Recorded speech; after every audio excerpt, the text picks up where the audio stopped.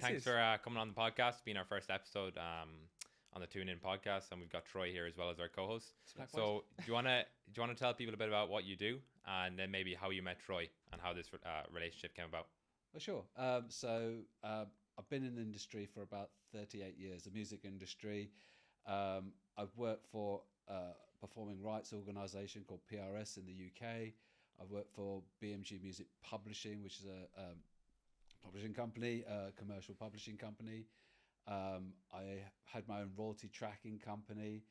I've worked with for Discovery Channel, the music department there.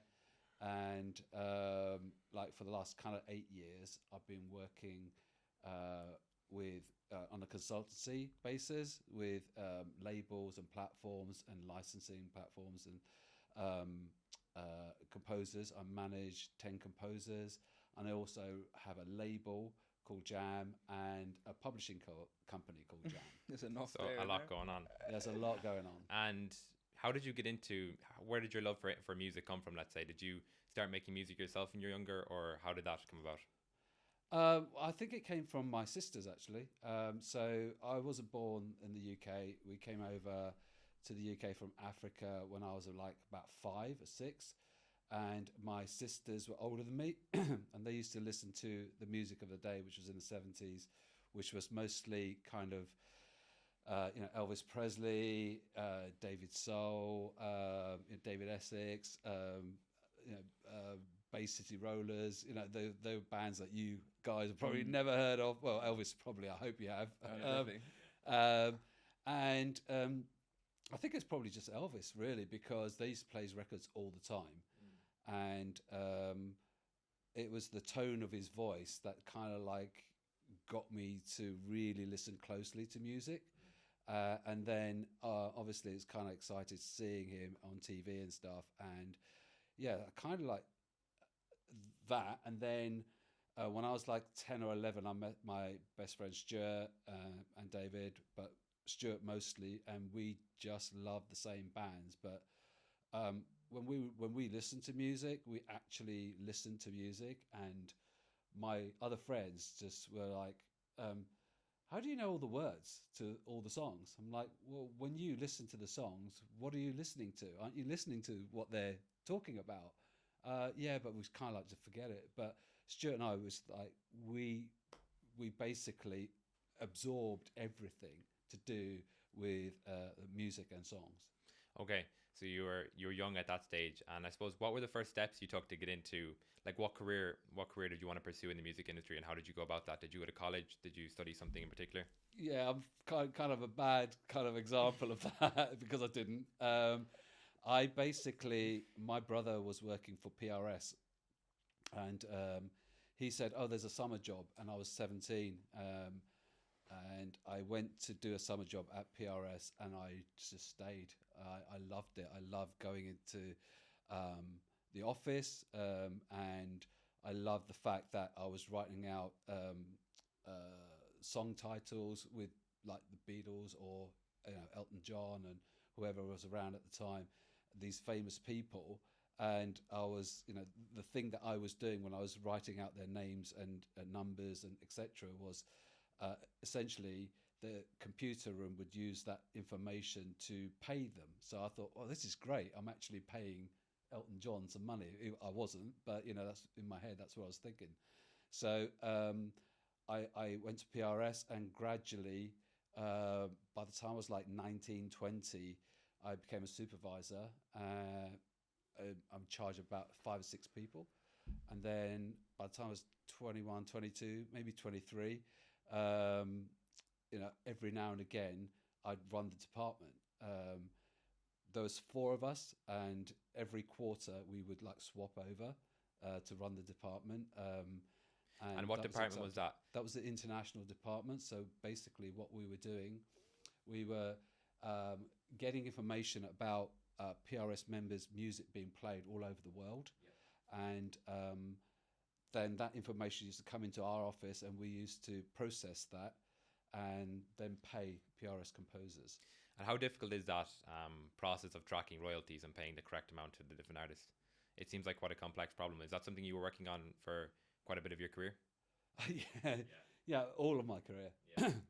It's And how has you that evolved, I suppose, from back then yeah. to now? Has it gotten better? I mean, like, so back then we had a computer room which was probably the size of this room.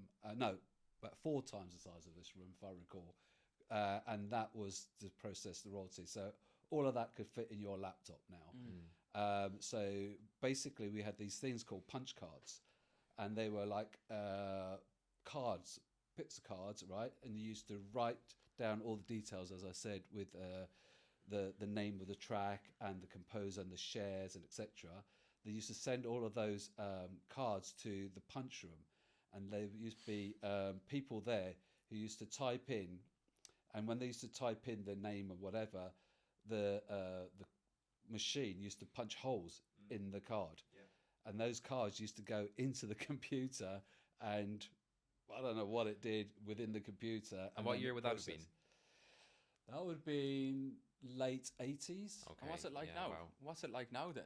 What's the difference between now and then? Like, Everything can be fit on such a small device now. yeah, You know, so no Yeah. more punching computers holes. evolve, compute Oh technology no, has no. evolved so Oh much. no, We're a no. long We way had from there. we literally had one computer for the whole 50, 60 people department, the international department, where if we wanted to find out who wrote what, or a bit of information about a track, we used to wait in a line to use the computer.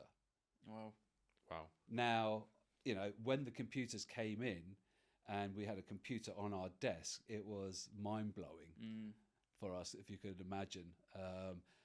They were very slow still in comparison to now, where there's lightning fast, but they're very slow. But in comparison to before with the punch cards, they were lightning quick, and it made processing a lot quicker. One of the things that stands out to me is your time at Discovery Channel, which a lot of people would know.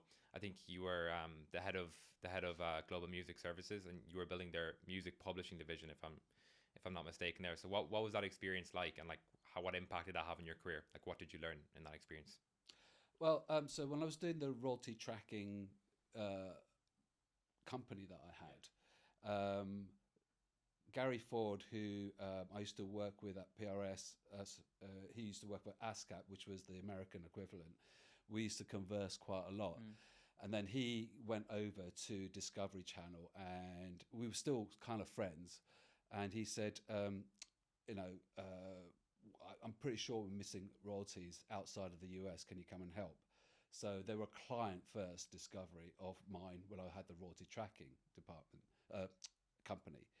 And gradually, I kind of like became more and more involved in them, and then they offered me the job of sort of running the music services department. So that involved basically getting a team together that could actually work with copyright and work with registrations and work with cue sheets and work with royalties, because you have to understand that these people came from a TV kind of background and not a music background. Then all of a sudden they were dealing with music, and they had a bit of training, but not too much. So my job was to galvanize and expand the team. And, gradually, as we did that, money just started flowing in from all over the world, because it was all about making sure that the registrations were correct and the cue sheets were correct. Okay, yeah, that's very interesting. And how did you go from that? How did you go from Discovery straight into music? Where was the thing? Where was the line where you were like, right, this is Discovery for now. I'm going to drift into the music scene. What happened there? Well, I suppose with Jam Records and with your... Oh, I see. Well, that's the huge leap from there to there, because we skipped a few bits, then we have to go back. Because so Discovery Channel lasted for a while, and Yes. then there's another company called Jingle Punks, which is a New York-based company. They asked me to join them, and I worked for them for 2 years, and I got made redundant basically from there, and I thought to myself, what am I going to do? So I started consulting for a few people, and that just built and built and built. And as I was able to do a lot more of that, I was earning more money, and therefore, with Jam came about basically mostly because of COVID, and my consultancies dwindled, and I had time on my hands. So I thought, well, I'll just start off my own little label, without knowing that it was going to grow and grow and grow. And now I've got people working for me, and it's kind of taking over like mostly half of my working life. Okay. And where did the name come from, Jam? Believe it or not, my actual name is Sanjay Mistry, right? Everyone calls me Jay, but my middle initial is A, Umbala, which is my dad's name, so it's JAM on my initials. That's crazy. Okay. Actually, never knew And that. like for the people who don't know, what's the role of a record label or a publishing company? What do they do for the different artists? The role of a record company. Yeah. Wow, that could be a myriad of things. Really? Yeah. So, back in the day, it used to be, A&R people going out to gigs, trying to find new acts, new bands, and then, signing them up. And then when they signed them up, they used to give them advances. The advances would pay for recordings and touring and anything, just living sometimes as well, because obviously you can't have a day job and be signed to a record label at the same time. So you have to concentrate on music, and that's it. And so it would be, initially it'd be just helping them, and then getting recordings done. And then after the recording's done, it's all about the marketing and selling of that product, of that album or single, whatever it is. Yeah. So there'd be a lot of benefits then for an artist working with one of them companies instead of self-publishing their own work. Not now. Not now. Not now. Back in the day, yeah, for sure.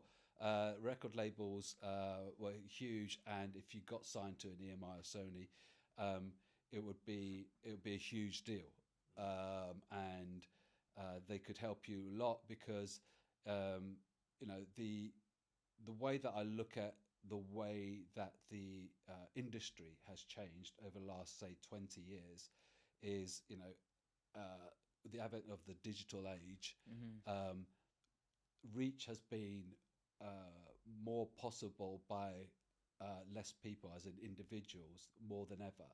And what I mean by that is that one person can reach the whole world now with a podcast or with a TikTok or Instagram, whatever it is.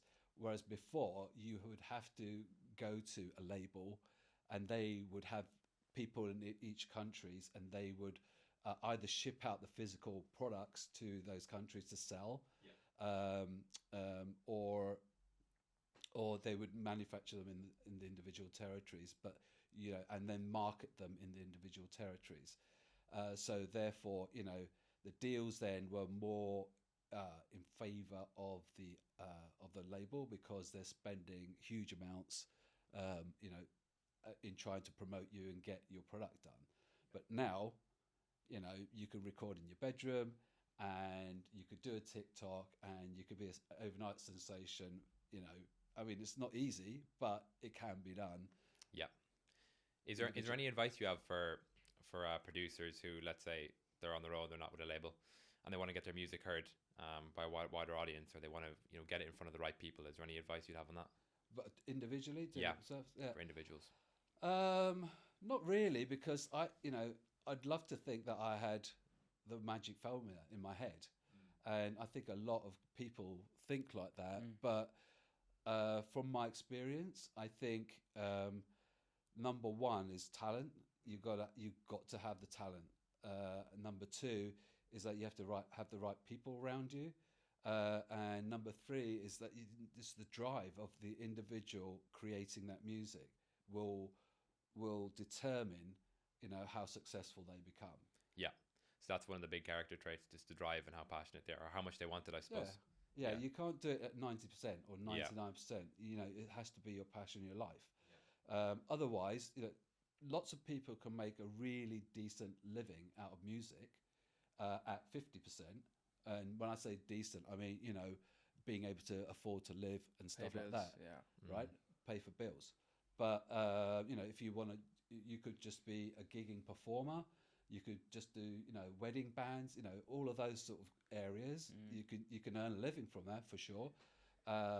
or you could write music. You know, the guys that I manage, they're media writers, and they can write music that will earn them, say, you know, 300 quid or 500 quid a year from one track. But if you multiply that by tons of tracks, then all of a sudden it's 20 grand, 30 grand, 50 grand a year that's coming back through performance after they've written the song and it's gone into a TV show or whatever. Or, you know, you can be a sort of like a middle tier, lower tier band that will just do festivals and gigs and get paid, you know, a grand a time or whatever. And you can make a living like that. But if you want to go to the top and, you know, go into the millions or the billions, then, you know, that drive, you know, it's got to be everything. Music's got to be everything to you. Yeah. And what's your like scouting process like, let's say, when you're trying to sign new people to your label and to your publishing company? Well, mine's very, very different to everyone else because jam is not my primary business. Okay. I hope one day it will be. But so the way that it works for me is that I have my website, I have my Instagram, I have my kind of like social media outlets where people find me and then send me music. And then I listen to them, and I would say 90% of the time I reply to them if I can. I try to with some sort of thanks but no thanks, or this is great but it's not recorded well and you need to do this with a bit of advice. But generally speaking, people find me and send me demos. Okay. And in terms of publishing, if we're talking like a typical publishing contract, I know it varies a lot, but for maybe producers who are watching this who want to know what they should look out for, what would be like your typical term of a publishing contract and maybe like the royalty split that they could expect? Okay, so again, that varies differently from label to label. So there's two types of contracts. You've got your recording contract and your publishing contract, and they both vary, and the percentages can vary greatly dependent on, you know, whether you're established already, or, you know, in which case you can probably ask for a more favourable percentage to you. But if you're just starting out and the label, the publishing company has to pour money into you, then their percentage should be higher because they're trying to recoup their costs first. But then what you should look out for in contracts is basically whether you can, you know, renegotiate after a certain period of time, so that if you do become successful, then the record company should probably get less, or more favourable towards you. Mm-hmm. What about we'll put a sample publishing contract in the description as well, so people can look at that if they want. But in terms of like advances, is there anything that people should be aware of, like with advances? Do you have to pay that back, or is that just you do? Yeah, that's a very misnomer about advances. That people think, oh my God, I've got, you know, 100 grand in the bank. Yeah. It's great. I'm gonna, and I've seen this before when I was at BMG, where people, you know, would buy houses and restaurants and stuff with their advance and not use it on recording and touring and whatever, because they just thought, great, I've just got money. Yes, basically, the advance is for you to live, to record, to buy equipment, and to, you know, make music. That's what the advance is for. And when the money comes in, whatever kind of deal you've got, the record label will first of all take off money from your advance. So, but once it's what they call recouped, when the money's all been paid back that they paid you in the first instance, then you go into a payable state, so that all the money that comes in gets paid to you. Okay. But the record company still will keep that tiny whatever percentage as their profit. Yeah. I'm sure like a lot of artists would reach out to you, email you wanting to work with you. Like what advice would you give to artists in terms of if they want to work with a specific publisher? How should they approach it? You know, what are like the good emails you see versus the ones you just dismiss? Okay, so number one, like research the company. So if it's a reggae label, don't send them, you know, heavy metal. Yeah. Right. So because that's just common sense. But I would research the label, see what, you know, pick the label that you think most suits your music. Give them free demos even if you can, it'd be better if you go into record somewhere, and not like a huge cost, but somewhere where you can record it semi-professionally, so that it sounds good. Because there's nothing worse than hearing a demo and you're thinking, oh, I want to change this, I want to, that should be higher in the mix, this blah blah, and I'm trying to fix the song in my head, right?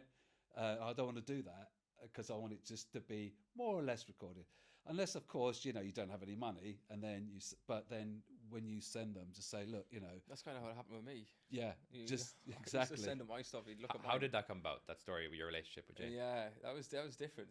I think it happened through my auntie, Mistry, really. Yeah, so I know Troy's auntie because Troy's auntie knows my lawyer. Yeah, and I got introduced to Micheline through Ian Penman, my lawyer, and I don't know. I think we were.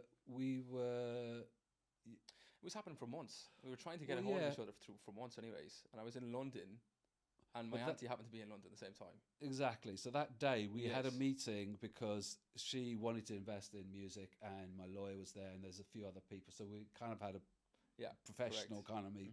And then Michelle and I went out for dinner at the Grout Show, and then she said, "Oh, my sister's coming over, and she's bringing her boy, and like you should meet them." I said, "Okay." So I stayed, and that evening became turned like into a wild 3 o'clock in the morning kind of thing, but you played me some stuff on my headphones, and I said, "Oh no, it's good. It's got potential." It wasn't amazing though. I remember you saying it's good. It's not where it needs to be, but it's good. And that's what I needed to hear back. Check the mic there. Bring it.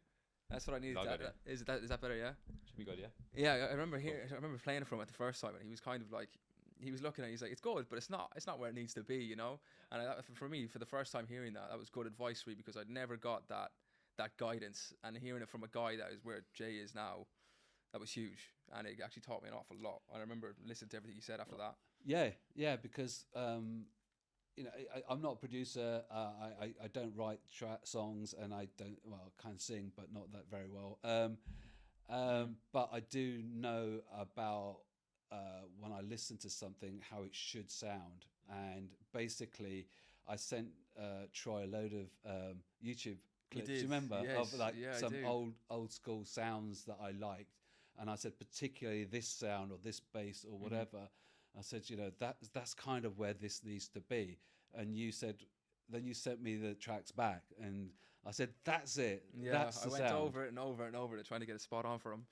And eventually, I think I kind of, after what he told me, I just went back, had a look at it, and I just sent him the copies. He was like, "This is actually where we need to be. This is exactly it." We spent a year. We did. We spent a lot of time. Is that with your recent record? Yeah, I mean, Move was one of the recent ones that we did. Yeah. But we did an album before this, called Reflections, and me and Jay spent, I think, a solid 9 to 10 months working at this album, like back and forth. I'm sending him files back and forth. He's got such a good ear when it comes to music, because if I'm sending him something, he'll pick up details that I would have missed, and it might be something silly as like it could be missing maybe a little bit more. It's a little bit tinny in the high end. Something might be like piercing through. He's like, "Look, we need to nurture that. We need to take it down a little bit." So I would go back, and through details and finer details, we get to a point where the album was actually kind of like where we wanted it. And we both looked at each other by the time it was finished, after 10 months of working at this, like back and forth, sending files and playing it on our AirPods and pubs and stuff like that, going through it. It got to a point where, like, what, this is actually where it needs to be. We're actually happy enough releasing this. Then we went to that studio in London, and we played that one track because neither of us had like great monitors. Exactly. I was using my tiny little, what are they called? It's like little rocket speakers, but one of the tweeters is like broken in it and stuff. So I needed a proper studio to actually mix in. You managed to source one. Yeah, definitely. And then we listened to it, and it was like, oh my god, this is mind shit, blowing. right? Yeah, and then you started tearing up in that moment. Yeah. That must be a cool feeling when you nail it after all that work. For both of us, because it was the first time we heard it like full on properly. Yeah, it was crazy. Good feeling, man. That was a really good. What are some of the biggest? Who are some of the biggest artists you've worked with? And I suppose, what was that like seeing their creative process and how they work? Well, not yes. Like I said, so not on the. I haven't really worked on the producing on the commercial side of music in terms of working a lot with known famous people. But I mean, I've worked with Ali McLaren, who's the guitarist from Texas, and we've got an album out on Jam, and I think that's pretty cool because he was in Texas, and being in his house with his wife Shelley, and because I've managed Shelley for a while, and Shelley said, "Well, you should do something with Jay." I'm like, holy shit, like, this is Ali, like, from Texas. And like, okay. And he said, yeah, okay. I'm like, okay, what are we going to do? He said, like, I don't know. And so I said, do you know what I'd really like is some sort of when I think of, he's Scottish, basically, and he's very Scottish. And when I think of Scotland, I think of, sort of Highlands and, cows and like kind of cold and bleak, but yet beautiful as well in certain areas like the lochs and everything. So I said, I'd like something that in the end we termed it Scottish noir. So like you got Scandi noir, which is like really dark music, right? I wanted something that's kind of Scottish noir, and he said, yeah, I could do that. So it's basically him and a guy called Graham Pleath, who's quite a famous producer. That got together and made this album, and it's kind of just very gentle guitar music, but it's kind of can be dark in places as well, and it was perfect. Cool. All right, let's move on to copyright then. Can you explain a bit about like what that means in the music industry, and I suppose like when does the copyright start? Like, is it when the song is first made, or how does that work, and who owns different elements of that?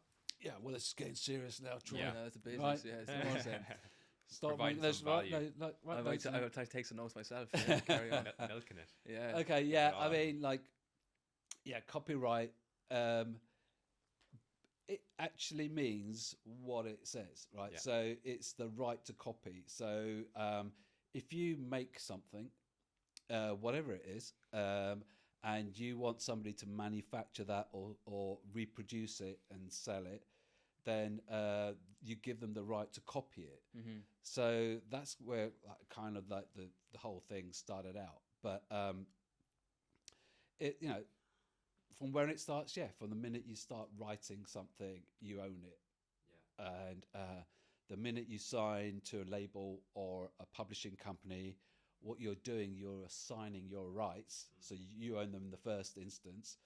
You're assigning your rights to them for a certain period of time with the contract, saying that you can have the rights, right? I'm giving you the rights for this amount of time so that you can go and sell it to people. Yeah. Okay. And what about like remixes? So there's obviously a lot of remixes going on. Are they all like, are people who are doing remixes, are they all abiding by the copyright laws, or how does that work? What kind of steps do you have to go through in order to remix someone's song? Well, permission. It's like it's like anything. You need permission to do it, to release it. You can do covers, and you don't need permission necessarily to do a cover.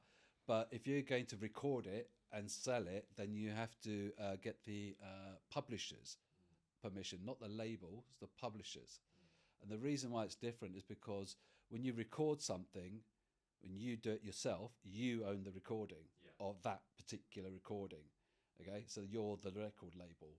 But if you want to sell it, and it's a cover, the song within that, you have to get permission from the publisher and the composer. Okay. It's all about credit, right? So the reason why back in the day a lot of people got into a lot of trouble is like two things. First of all, sampling, and that's because that people just put loads of other people's music into a track and released it and didn't get permission from publishers.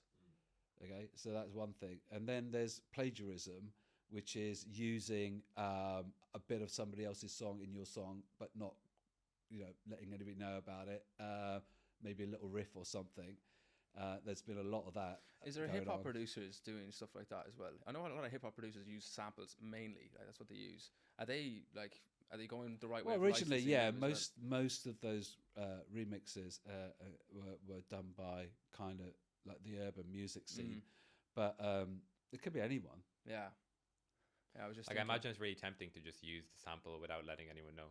Yeah, like they're very expensive, aren't they? Like, you probably know a lot about that, Troy. Yeah. Trying to get like quality samples. There's a website now. I think it's called Tracklib. I'm not too sure, but there's a website where you can actually pay a certain fee to license a sample. Like, you can pick out a Michael Jackson song, use one of his vocals from it, and I think it's like you could pay 200-300 quid. Sometimes the pricing differs depending on how big the artist is. Right. It could go up to 1,000, 2,000 just to buy the rights to remix his voice or whatever. It's actually crazy, but for the hip hop artists that were doing it back in the day, I don't know how they're getting away with this. Surely, well, they didn't. Sneaky ways around that. They didn't. For the most part, they didn't. They got sued. That's left, right, and that's centre. the thing that was going about. Yeah, and you know, it's like the industry keeps changing, and you know, but the law surrounding the industry, it doesn't move as quick.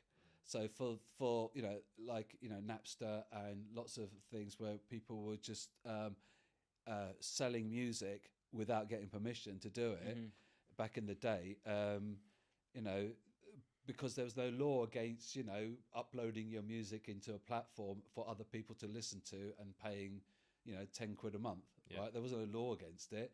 But then, you know, as and when, because like there wasn't just the technology wasn't there, and then all of a sudden the technology was there to do that. So that, you know, it became very quick that we did, you know, the industry did change. You have to catch on to there that was that little period where it was all like, we don't have a law for this, you know, what do we do? Loophole. Quick. Yeah, I've heard that in terms of like recording studios, if you make a track in a studio, am I right in saying that the studio owns the copyright to that track? Yes. Okay, that seems is it all? Like, is it the whole rights though? I'm not too sure. Is it everything? No, it's the recording rights. Okay. Yeah, because initially, if you walk into a studio and you're using their equipment, and they're recording it, they own the recording. You're right. But the reason why you end up owning the recording is because you pay them. And once you pay them to record in their studio, that's a part of the agreement. Yeah. Then it's you like buying them out of the contract, is it really? It's like almost buying them out. Well, no. Look, generally speaking, when you go into the studio and say, I want to record a song here, okay, you can record a song. It's, you know, you don't have to have a contract. But, you know, if you if you strip it down into the law, like legally, they would own the recording until you pay them. And like, generally speaking, if you try to walk out of the studio without paying for it, they wouldn't be too happy. No, so, exactly. you pay up front. So therefore, you know, you're paying them to own the recording. Yeah. How does like an independent producer ensure they're getting paid for the use of their music, if it's being used here, used there, or whatever? Like, without being a part of a publishing company, is there a way for them to track that? Yeah. So, okay. So it depends on where it's being used, first of all. So if it's just live, then obviously people come and pay you to see you, and then that's where you get your money from. If it's recorded and put into a TV show, then it's usually you have to be a member of a performing rights society organisation, PRO as they call them. In Ireland we have IMRO. Yeah. IMRO, right. Yeah. PRS in the UK, ASCAP BMI in the States, Jazz Rack in Japan, I could go on. Okay. But each country has their own PRO. And basically the way that works is that they have people who go to pubs and clubs and license them, and they collect money. So, you know, if you want to play music in a live venue, a pub, a hairdresser, anywhere where you've got music being played, then you have to have a license to play that music. So that all that money from the license goes into a pot, right? And then if you want to have music on a radio station or a TV show, then the network, BBC or RTE or RTL, whatever, they all have to have a license, and they pay the local PRO, and that goes into a pot. Okay. And like, so can an independent artist join, let's say, the PRO or the IMRO? Can they just join that themselves for a fee or something? How does that work? Yeah, okay. It's very easy. It's an online form. It's such a nightmare of doing that. He tried to get me to do it for about 8 months. It took me 8 months to get it done. Yeah, that's because you're lazy. There's a lot of papers that go with it. There's a lot of paperwork that goes No, on. it's not. It is. It's like it comes like 30, 40 pages, and you have to like sign each and tick each individual box. Well, for the IMRO one, for the Irish one, there's a lot of paperwork. Oh, I don't know about that then, but I know about the PRS one, and that's not so bad. Look, you have to get it done though. You actually have to. I was stupid leaving it off. Yeah, so once you become a member, yeah, it's very sunny here, man. I'll tell you that, it's very sunny. Once you become a member, then you register your work. So you go online and you say, this is a title, this is me as the composer, and that's it. You can do that. That's fine. And then every time it's played on radio or TV, whatever, they pay you money. Depending on which station it's been played on. Yeah, that seems quite simple, that process. And how does that compare then to a publisher, an independent publishing company? Right. So, like, the reason why you would have a publisher is that if you're a prolific songwriter and you want to get the advances we were talking about, if you wanted promotion, if you want to have co-writes with other people on their label, publishers can bring a lot to the table. But they also will make sure your works are registered globally, and collections happen. And also within the contract, they'll protect your rights. So they will pay for lawyers to protect your music. Okay. So there's a lot of advantages to having a publisher, but you don't necessarily need to have one unless you get bigger and bigger in whatever you're doing. Then at some point you will need a publisher. Yeah. And how has the industry evolved since you started out? Like, I don't know, were you in it back when, like, before the streaming platforms, and when a lot of the sales were just physical records and stuff like that? So how have the industries, how do they compare back then compared to now? In terms of the money to be made and whatnot? It was a lot more money, because people used to buy whole albums and not individual tracks. And then once the individual tracks come for downloads, and it was X amount. Streaming, yeah. Then it became streaming, and then streaming is even worse than downloading. So, you kind of, if you think about, if somebody wanted to buy an album in my day, say it was like 15 quid, right? But now they can stream anything for $9.99 a month. So yeah, that's bad. But you would only have a million actual physical albums, right? Got produced, and they'll be sold all around the world. But like with streaming, you could have 1 billion streams. So you have to kind of like do the math in terms of returns. So Ed Sheeran is not complaining about his streaming income, trust me, right? But your individual person, label, or artist who's doing 100,000 and 100,000, you're thinking, wow, 100,000 people have listened to my music, and then you get your royalties and it's nothing. Yeah, what is it like per stream? It's like a fraction of a cent, isn't it? It's a fraction of a cent. 0.006, I think, at the moment. That's what it is. That's Spotify streams. Obviously, it's good for the consumer. It's incredible for the consumer compared to accessing music back then. Yeah. But then for the artist, you're not making as much. But this is why Jam is kind of like a hybrid deal that I've been doing, because I'm not concentrating too much on the actual Spotify streams. We are promoting on Spotify. We're promoting through Instagram, and yes, we're playing the game on TikTok as well. We're getting Troy to do TikToks for us now. You're going to be doing them. How's that going for you? Yeah, but we just started last week, so stay tuned for that as well. We'll find out where that goes. It's kind of essential in this day and age. But it's more for promotion than making money. Yeah. And for people to actually see Troy or hear his music, or any of my people. So that's that. But my main goal is to try and get the music into TV shows or films or advertising. Yeah, and that's referred to as sync, isn't it? Yes. Can you explain a bit about sync? Because I didn't know about that before I did some research for this pod. So what is sync, and what does that mean?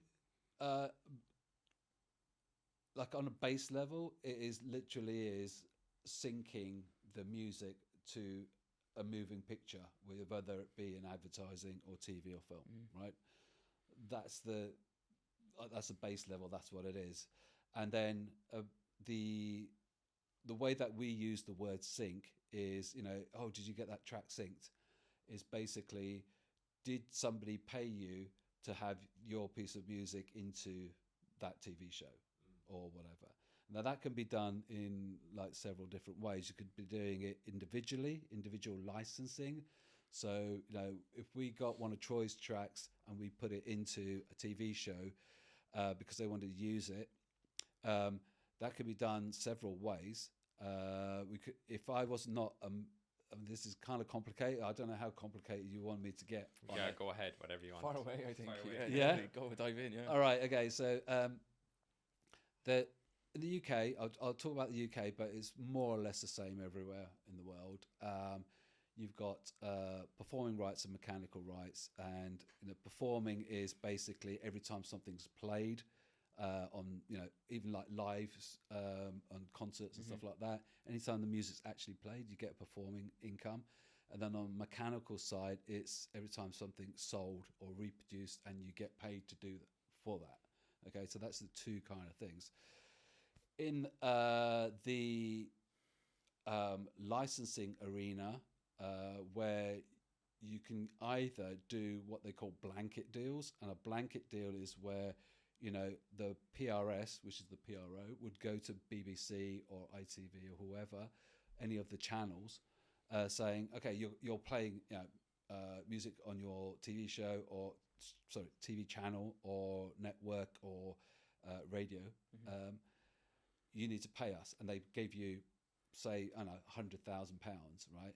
So what happens then is that those individual companies, networks, should give you cue sheets, and the cue sheets will have every piece of music within a TV show on there, and they submit that. So then when the money comes in, the money's split between all the tracks that are actually played, and the same on radio. So if it's played on BBC, they'll have playlists, and those playlists go to PRS, and PRS will pay for those tracks that are actually played. So that's called kind of like blanket licenses, or you can do like individual licenses. So, you know, if Saatchi and Saatchi came to me and said, we're making the next Adidas advert and we want one of Troy's tracks in there, then we would negotiate a fee with them, saying, I want $100,000, and they'll say, no, you can have 50, and blah blah blah. You go into like a negotiation.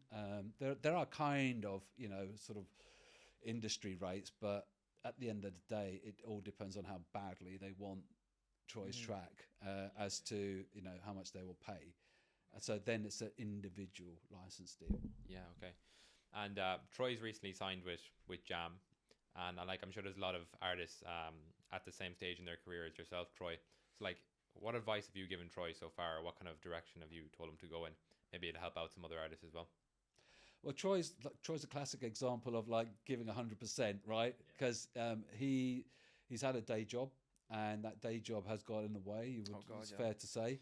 But you know, it's kind of, I get it, you know, because he needs the day job to get the equipment to make the music, but he needs to make the music more often, but then he has to do the day job. So we're in that kind of situation.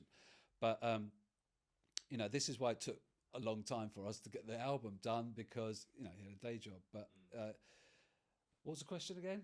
Just what advice have you given Troy that other people watching could benefit from? I think initially it was just about the actual recording, the sounds, and now I kind of like don't, because he's doing his own. So he's been DJing here, there, and everywhere. Obviously, he's young and he's listening to music all the time, so he's absorbing what's going on around him. So he's he's more current than I am, and I will be because he's in, you know, he DJs and he listens to music. So the music that he comes up with is very, very current. So I don't give him advice on what he should be writing. The only advice now that I would give him is when I listen to it, if something doesn't sound right to me, I'll tell him. With a mix and master. With a mix. Yeah. But other than that, he just does his own thing. There was a point where he would actually need to help me with my creative process. Like, there was definitely a point, I think, over the last year. Yeah, it's like it's too long, it's too short. Exactly. Make that trumpet. Why don't you just put like a reverb on that trumpet? Yeah. You know, it's like, you know, bits and pieces like that. But now I kind of like you know what I like. yeah, it's true. We're kind of a bit in sync now, the two. Yeah, I know exactly. it works for Jay. Yeah, yeah. And Troy, have you settled on like a style that you like now? Yeah. And how is that like? Where did you start, or like say like back a year ago, 2 years ago, compared to now, and how has that evolved? Like, Yeah, I mean the style. So when I first started, when I first met Jay, I was kind of focusing because he's in sync, so he's focused on the whole sync side of things. So I wanted to go for something that would sell. So I tried to make music that was commercial, something even pop, something that's where I was back then, which is ridiculous considering where I am now. As well. I'm like, I made a little bit of techno back then as well, but I was trying to focus on something that would sell, something that would like resonate with the people. Yeah. And then eventually I kind of just realized that I felt like I was selling my soul a little bit. It wasn't exactly what I wanted to listen to either. I was kind of doing it for the whole purpose of trying to get to this certain level that I thought was attainable.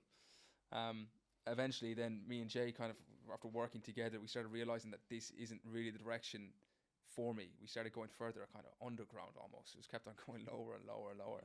As much as I tried to make those commercial tunes that are already poppy and happy, it just kept getting lower and lower and lower. But the sound kept on getting better and better. I remember Jay turned on and he goes, wow, like this is the direction we need to keep going in. And we just kept on falling. I kept on going under and it just kept working.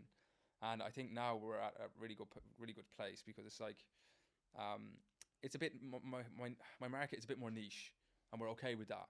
But it will probably allow me to play more gigs and DJ more live. So there's kind of, yes, I might miss out on some of the streams, which is totally okay. I don't know if I'll be hitting the millions and millions and millions, but definitely will be DJing more frequently. So, well, niche is niche, right? So it might be niche in terms of, say he gets like 10,000 streams in the UK, right? But it could be, that niche could be something that the Germans might like, or the French might like, or the Europeans might like, or the US might like, and then all of a sudden that's a million streams, because what could be niche here could be something that people around the world, if you times it by the number of countries where that niche just sort of explodes, then it's not so niche. Yeah, that's a great point. Yeah, what's like the biggest lesson I suppose you've both learned, like Troy, when you like that you wish you knew when you started DJing, and then Jay, like when you started out in your career, what's the biggest lesson you wish you had known that would have helped you? For me, my biggest one, and you actually helped me with this an awful lot, I would be honest, it was not to rush things. I actually have this whole, I've been trying to tell myself, like, I need to get there before, like, you're 25 years old. Just get to where you need to be. But where is that? You know what I mean? You can keep saying this over and over and over again. Yeah. And I kept trying to rush it. I'd be kind of finishing tracks early, kind of getting to a point where, like, it sounds good, now finish it. The track could be, like, it might sound amazing. You were only, 21 when I met you? Yeah. And around that point, it was kind of rush, go, yeah, go. Like, what, like, you're so young. Like, what are you in a hurry for? Just like, do what you do and make it really good, and we'll get a plan together. And like, that's kind of, that is the difference between me and the artist. He just wants to make music, and I just want to say, okay, like, once you've got the product, what are we going to do with it? Because I've got other releases, I've got this, that, and the other. It's kind of like, I have to have a plan.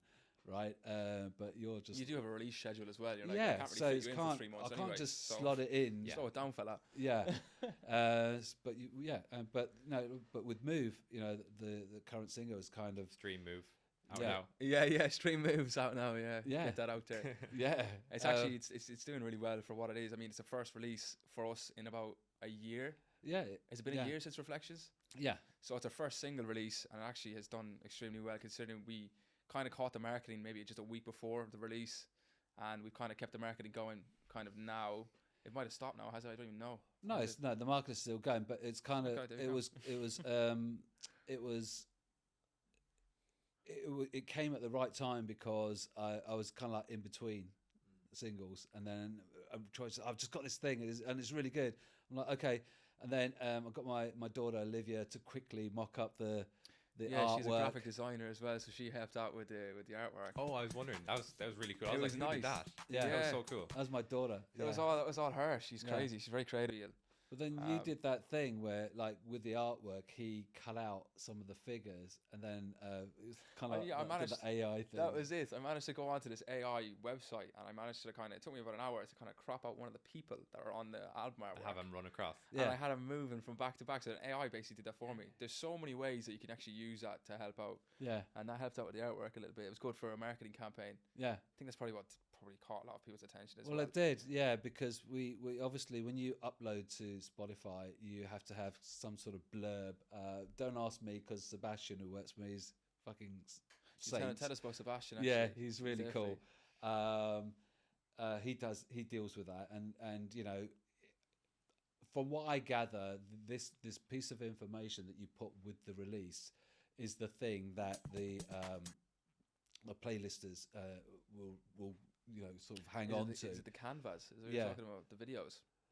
No, it's just the actual blurb. Oh yeah, When we load it onto Fuga, we have to give them a blurb about the track. And you know, we did the blurb, and he just said, "Oh my god, like people have started putting it on their playlist already." Yeah, and then it went, you know, like, you know, 1,000, 2,000 within a day. Yeah, you were watching it as it was going up. Obviously, you have the Spotify artist stuff, when you're kind of, you can track the amount of streams that are coming in. Yeah. Within the first day, it was like 2,000, 3,000.